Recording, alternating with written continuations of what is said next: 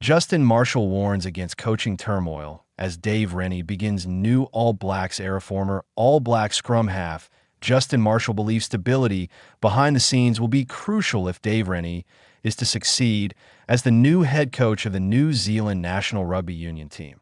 Marshall has cautioned that Rennie must avoid the coaching instability that plagued the tenures of his predecessors, arguing that continuity and trust within the coaching staff will be essential to rebuilding momentum and restoring the All Blacks' dominance on the global stage.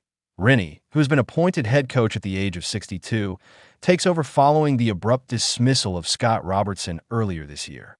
While Robertson enjoyed success at domestic level and arrived with high expectations, his time in charge of the All Blacks was overshadowed by inconsistency on the field and a series of behind-the-scenes disruptions that undermined the stability of his coaching group. For Marshall, the lesson from the past decade is clear. Even the most talented head coaches struggle to succeed if the support structure around them is constantly shifting. A pattern of coaching instability. Speaking on the rugby analysis show the breakdown, Marshall reflected on how both Robertson and his predecessor Ian Foster had to deal with major changes within their coaching teams during their tenures. In the last 8 years, both coaches, Foster and Robertson, have had problems with their coaching assistants. Marshall explained that Foster's tenure was notably disrupted in 2022 when assistants Brad Muir and John Plumtree departed. They were replaced by experienced figures such as Joe Schmidt and Jason Ryan, changes that were widely viewed as a mid-cycle attempt to revive the struggling All Blacks.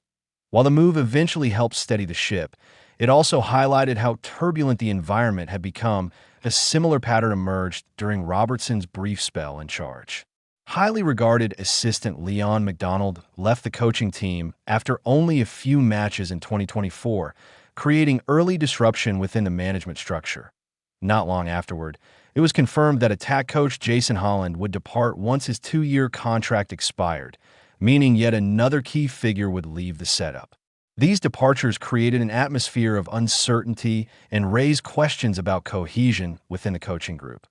Marshall believes Rennie must ensure history does not repeat itself.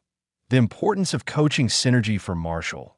The key to avoiding those pitfalls lies in building a cohesive coaching team where everyone shares a unified vision and approach. He needs to bring in the synergy and the reliability so that group stays together, Marshall said. They need to be tight and united, not people pulling in different directions. Rugby coaching at the international level is increasingly collaborative. Modern teams rely on specialists responsible for attack, defense, skills development, conditioning, and analysis. If those voices are not aligned, confusion can spread quickly throughout the squad. Marshall emphasized that selecting assistants should be one of Rennie's highest priorities during his early months in charge. I hope they really do their due diligence, he added. But equally, New Zealand Rugby should challenge him to make sure he's making the right decisions. The involvement of New Zealand Rugby will therefore be crucial in supporting Rennie as he constructs a coaching unit capable of guiding the team through the next international cycle. Potential candidates for the coaching team speculation has already begun regarding who could join Rennie's staff. Several names have emerged as possible assistants, many of whom have previously worked alongside him in various coaching roles. Among those linked are Neil Barnes, Andrew Strawbridge, and Mike Blair. Each brings a different skill set and background that could complement Rennie's leadership style. However, former All Blacks winger Jeff Wilson has suggested thinking outside the box by bringing in one of New Zealand Rugby's most experienced minds. Wilson floated the idea of involving Steve Hansen, the coach who guided the All Blacks to victory at the 2015 Rugby World Cup.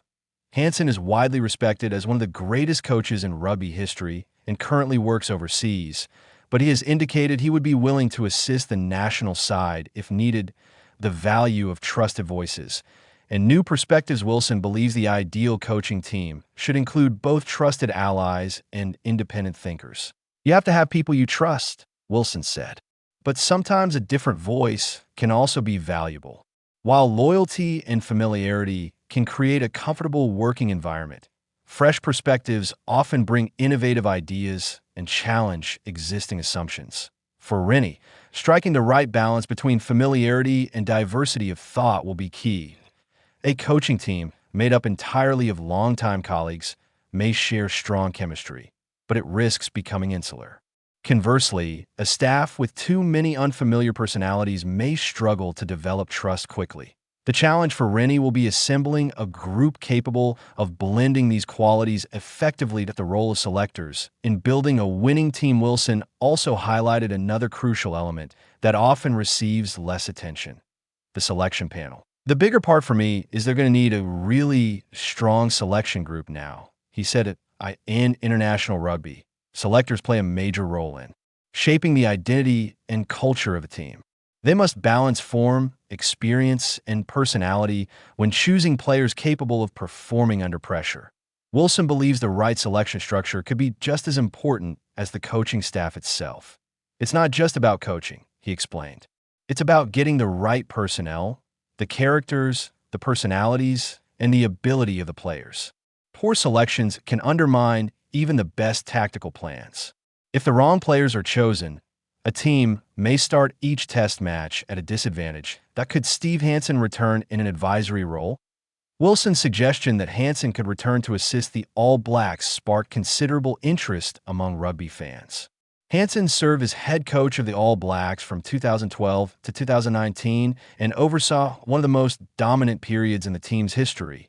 He helped maintain the winning culture established by his predecessor while adding his own strategic insights that if he were to return in an advisory role, Hansen could provide Rennie with invaluable guidance drawn from years of international experience. Wilson compared the potential role to that once held by Grant Fox, who served for many years as the All Blacks' third selector. Fox's role was often to offer an external perspective during selection discussions, ensuring the coaching group considered alternative viewpoints. He was that third person who could sit outside and say, "Have you thought about this?"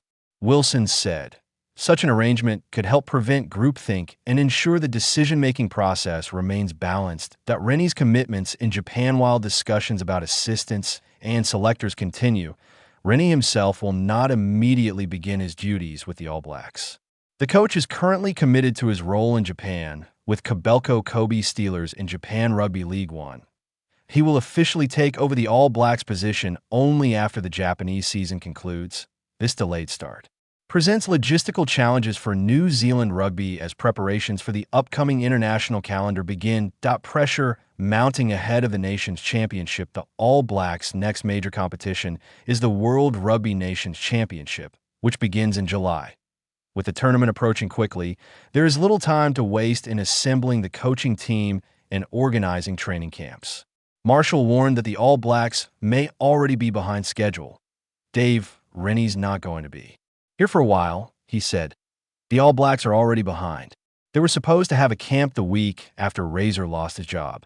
That delay means assistant coaches could play a crucial role in the early stages of preparation. That assistants may lead early preparations because Rennie remains overseas for the time being. His assistants may need to take responsibility for early training camps and squad planning. Marshall believes the coaching group must be ready to act quickly. Those assistant coaches have to be available, he said. They're probably going to have to run a camp when Dave Rennie isn't here. A crucial period for the All Blacks. The coming months represent a critical period for the All Blacks as they transition into a new coaching era. After years of fluctuating results and internal adjustments, the team must rediscover the consistency and dominance that once defined New Zealand rugby.